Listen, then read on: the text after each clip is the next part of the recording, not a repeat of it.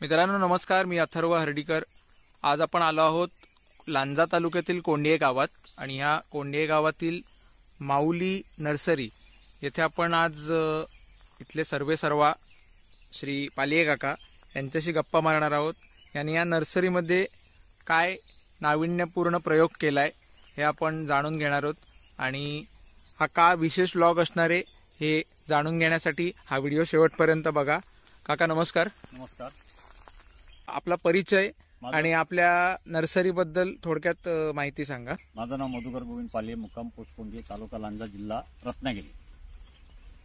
मी 1984 ला चांगला जॉब असताना मुंबईला तो मी सोडून या ठिकाणी शेती करायची हा विचार केला, परंतु तुटपुंजी शेती असल्या कारणाने मी जागा रस्त्यावर नवीन विकत घेतली आणि त्या ठिकाणी भातशेती आणि इतर पिकं घेत होतो आणि बरोबर त्याला आपल्याला काहीतरी 4 पैसे मिळाले पाहिजेत त्याच्यासाठी मी नर्सरी चालू केली आणि ती नर्सरी 2014 पासून सुरुवात केली आणि त्यावेळी आंबा, काजू, फणस अशी किरकोळ झाडं मी तयार करत गेलो।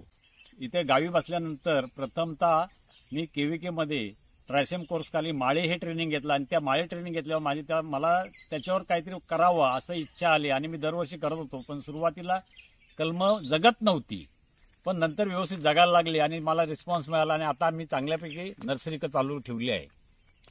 काका खरं सांगायचं तर मी जो विषय इथला ऐकून या ठिकाणी आज आलोय तो म्हणजे इथे तुम्ही खैराचं उत्पादन, खैराची नर्सरी सुरू केले आणि आंबा, काजू, फणस हे अन्य नर्सरीत आपल्याला बघायला मिळतं, पण मला जेव्हा कळलं की तुम्ही खैराची रोपं इथे काढताय तेव्हा मला विशेष वाटलं। तर खैराची रोपं काढावीत असं का वाटलं? ह्याची सुरुवात तुमच्या मनात कुठनं आली, कुठनं विचार आला? माझा विचार असा आला की मी ही माझी नर्सरी होतीच आणि ज्यावेळी आमचे वडिलोपार्जित थोडेसे खैर होते आणि ते काढल्यानंतर मी एका व्यापाऱ्याकडे गेलो आणि तो व्यापारी माझा दोस्तच होता। ज्यावेळी माझे पैसे झाले त्यावेळी तो माणूस म्हणतो, अरे काय तू किती खुळा आहेस।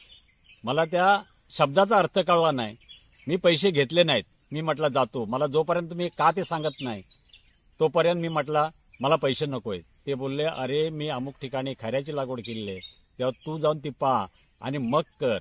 असं ज्यावेळी त्याने बोलले त्यावेळी माझ्या मनात त्याच वर्षी विचार आला 2019 मध्ये आणि मी डायरेक्ट खैराची रोपं तयार करायला सुरुवात केली आणि ते सुरुवातीला लोकांनी माझी थोडीशी हेळसांड केल्याने, परंतु मी माझी जमीन, माझ्या मेवण्याची जमीन जी पडीक जमीन होती जिथं काहीच नव्हतं उगवत अशा ठिकाणी मी 19 ला खैराची रोपं सगळी लावली आणि त्यांना आता जवळजवळ 5-7 वर्ष होतात आणि त्यावेळी लोकांना कळलं की खैराची रोपं लावल्यावर काय होतं आणि त्यांना त्या संपूर्ण खैराची माहिती, लागवड किती अंतर, त्याला खतं किती पाहिजे, तिसऱ्या वर्षी त्याची मेहनत करावी किती लागते, हे केल्यानंतर सगळे रिस्पॉन्स आज 2019 पासून मी आज जवळजवळ हे 2024 आहे तोपर्यंत त्याच्या अगोदर 4000-5000 ही रोपं विकतोय आणि लोक सगळे समाधानी आहेत। आणि मी त्यांना एक मुद्दा मेन पटवला, कसा तुमची जमीन इथं पडीक आहे, तुम्ही काजू लागवड करू शकत नाही, आंबा लागवड करू शकत नाही, करू शकता परंतु त्याच्यासाठी मॅन पॉवर ही मोठ्या प्रमाणावर कमी पडायला लागल्या कारणाने काजूची मेहनत, आंब्याची मेहनत करता येत नाही,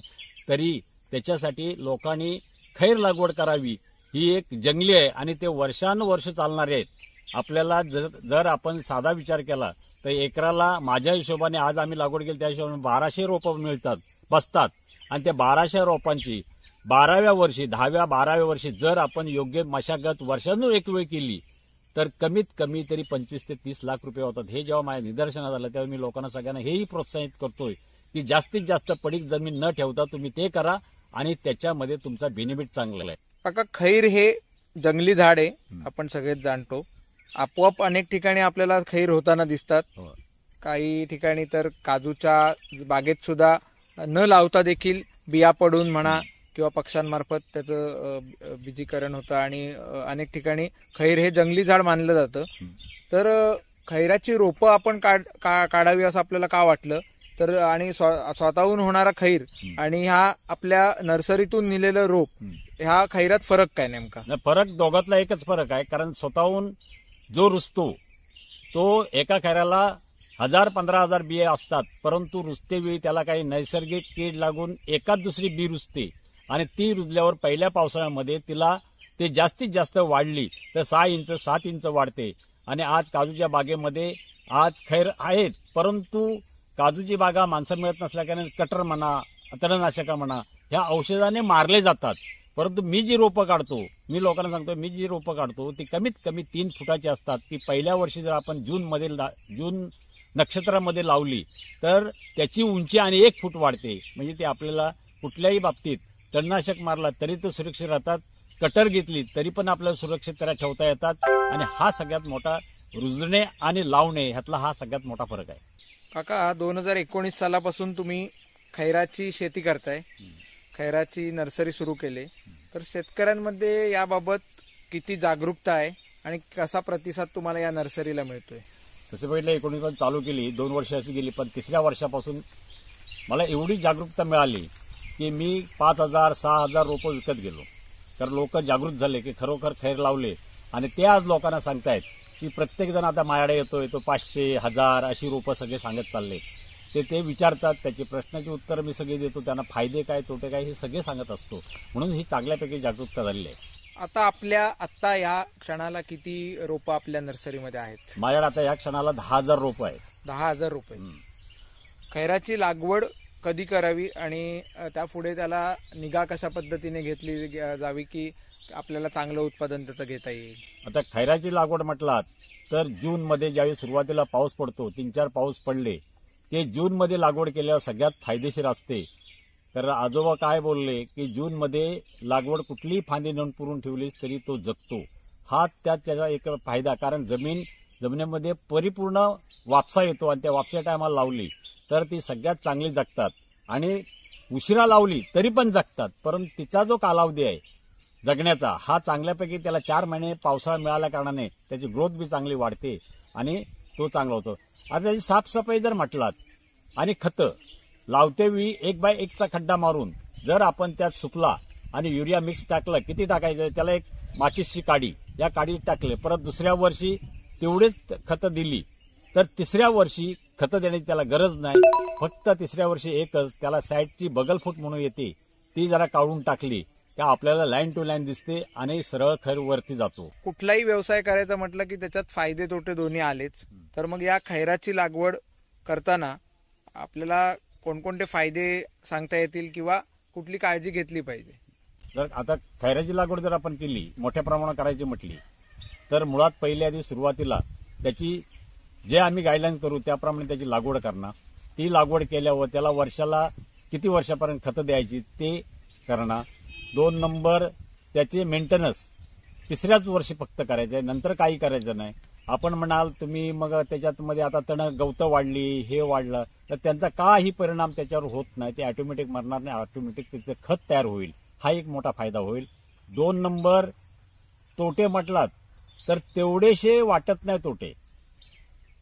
आणि सगळ्यात त्याच्यात एक चांगला फायदा म्हणजे माझ्या दृष्टीने आज जर घराच्या बाजूलाच आपल्या 1 एकर जागा असेल किंवा अर्धा एकर जागा असेल आणि त्या जागेमध्ये खैराची जर लागवड केली तर 3ऱ्या वर्षापासून आपण त्याच्यात कुक्कुटपालन करू शकता. बॉर्डरला जर आपण जाळी मारली आणि त्यात कोंबड्या सोडल्या तर ते बिनखर्चिक आपल्याला मिळू शकतं. कुक्कुटपालन करू शकतो.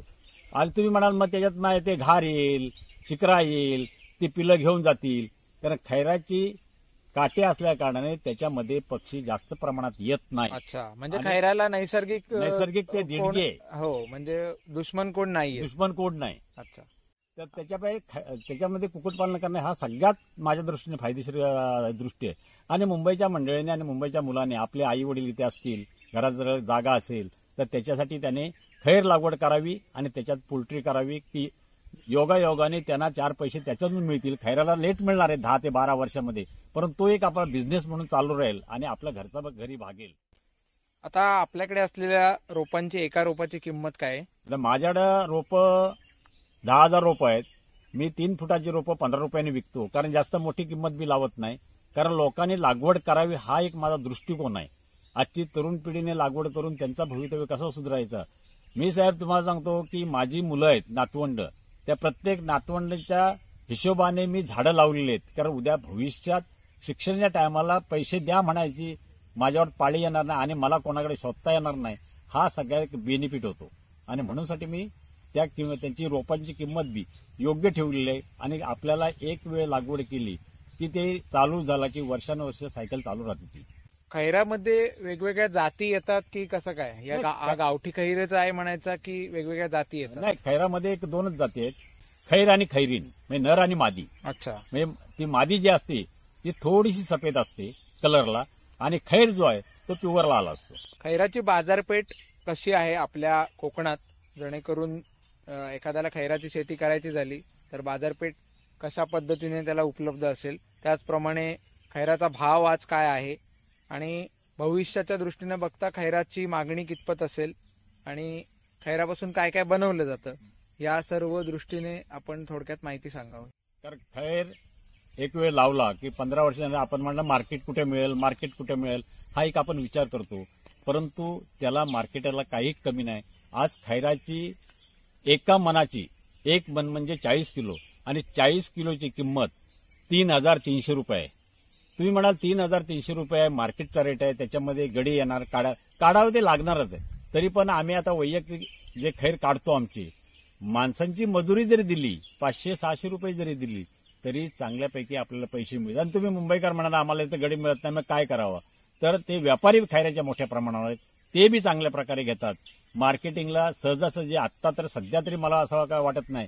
आणि दुसरा सगळ्यात मोठा खैराचा एक बेनिफिट, तुम्हाला जर बँकेचा कर्ज असेल आणि बँकेचा हप्ता जरी एक पावसाळ्यामध्ये येत असेल, नाही दिला तर आपण अडकतोय, तर त्यावेळी ते खैर पावसाळ्यात बी काढले जातात, उन्हाळ्यात बी काढले जातात, कारण वर्षाचे 12 महिने आज चालू आहे आणि त्याला मार्केट असा कुठं कमी दिसत नाही. आतापर्यंत आम्हाला दिसत नाही, पण आम्हीच कमी पडतोय.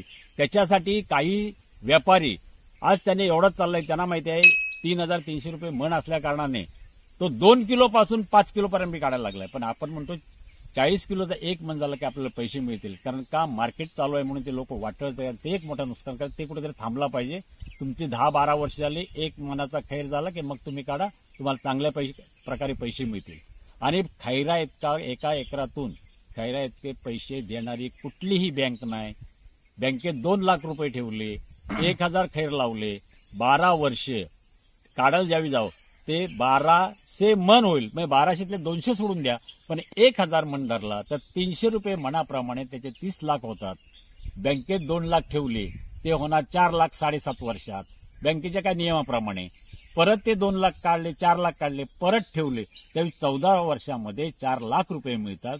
आणि ही आपली सायकल सगळ्यात बेस्टपैकी चालू राहते, कारण त्याला कधीही मरण येत नाही.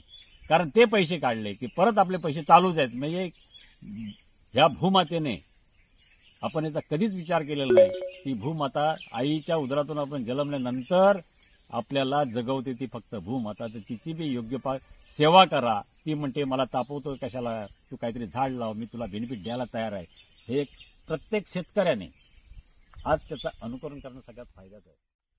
खैराची उत्पादनं काय काय असं आहेत आपल्याकडे? खैराचे उत्पन्न म्हणजे आमच्या माहितीप्रमाणे एक कात, परत कलरमध्ये बी जातो, आणि हल्ली मेडिसिनमध्ये बी जात असेल, मी नक्की सांगू शकत नाही, पण कात आणि कलरसाठी हा मोठ्या, नाही तर एवढा खैर कुठं होतो. आज आमच्या कोकणातून जो जिकडे तिकडे खैर जातोय, मोठ्या प्रमाणावर खैर जातोय, त्याचा यूज होतोय. म्हणून धन्यवाद काका, तुम्ही आज आम्हाला खैराच्या विषयी खूप चांगली माहिती दिलीत. लांजा तालुक्यातील मंडळींसाठी मधुकर पालिये हे नाव नवीन नाहीये, परंतु आज आपण या युट्यूबच्या व्हिडिओच्या माध्यमातून, माझ्या चॅनलच्या माध्यमातून हा व्हिडिओ जगापर्यंत पोहोचवण्याचा प्रयत्न करतोय. आणि आपला कोकणातला शेतकरी काय काय करू शकतो ते इथे येऊनच पाहावं. या एका व्हिडिओमधून इथलं सगळं काकांचं काम आणि साम्राज्य दाखवणं सोपं नाहीये, परंतु एक प्रगतिशील शेतकरी आणि लांजा तालुक्यात सुपरिचित असं हे नाव आहे. यांचा कॉन्टॅक्ट नंबर मी डिस्क्रिप्शन बॉक्समध्ये देईनच, परंतु काका तुम्ही एकदा तुमचा इथला पत्ता, तुमच्या नर्सरीचं नाव आणि मोबाईल नंबर या गोष्टी आपल्या प्रेक्षकांसाठी स्वतः सांगाव्यात. माझं नाव मधुकर गोविंद पालिये, मुक्काम पोस्ट कोंडली, पालियेवाडी. परंतु जो माझा फार्म आहे हे जावडे रोड, या जावडे रोडच्या लगत आहे, रस्त्यावरच. आणि माझा मोबाईल नंबर 92 70 74 42 79 असा आहे.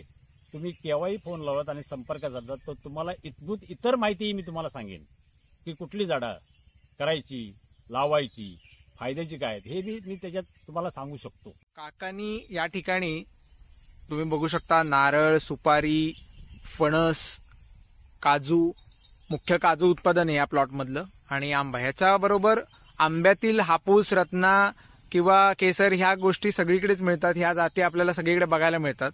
परंतु काकांनी या नर्सरीत खैरासोबतच रायवळ आंब्यांचं संगोपन केलेलं आहे, जे आता हळूहळू नामशेष होत चाललेत.